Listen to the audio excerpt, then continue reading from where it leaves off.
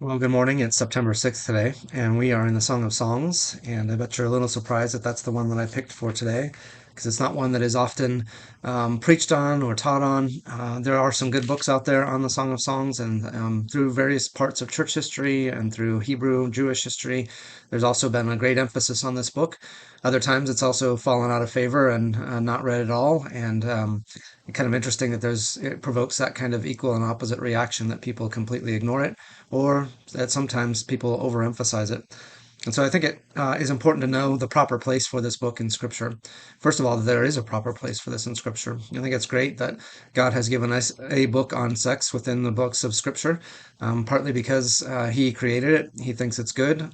He gave it as a gift to humanity, and so we shouldn't be too neglectful of that. We shouldn't be embarrassed by it. It is something that God has created and created to be good. However, we also should realize that it's only one book in Scripture, that this isn't the central focus of all of Scripture. It is a thing that is a part of life, not the thing that is the most important part of life. And so I think Scripture gives that appropriate balance to it, too, that it includes it, it deals with it, it even talks about the beauty of it, but it doesn't go overboard and put it at the center of everything that we think and do. And so we as believers, we as human beings also have to have that kind of balance in our life too. We need to understand that there's a place and there's a specific place for what is talked about in this book, but it isn't to be the number one place of everything in our lives, the central place. There's, of course, a refrain that's mentioned in this book oftentimes and several times throughout the book. And it is, I think, rightfully shown to be the major theme of the book or the thrust of the book. And it is this in chapter 2, verse 7. This is the first time it's brought up in the book. It says, Daughters of Jerusalem, I charge you by the gazelles and by the does of the field, do not arouse or awaken love until it so desires.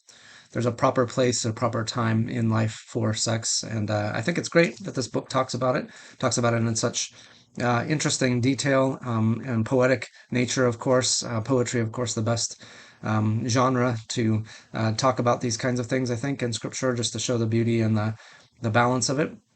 It's a bit of a complicated book, certainly. And I think it does talk about the proper place for sex within the Christian life and within our relationship with God, how that fits in under that. Something else I was going to say. Yeah, and it's also been talked about as kind of an allegory for our relationship with God as well. And I think there's something of both of those things there. I think it is a book about love and sex, but I think it's also a book about God's relationship with his people.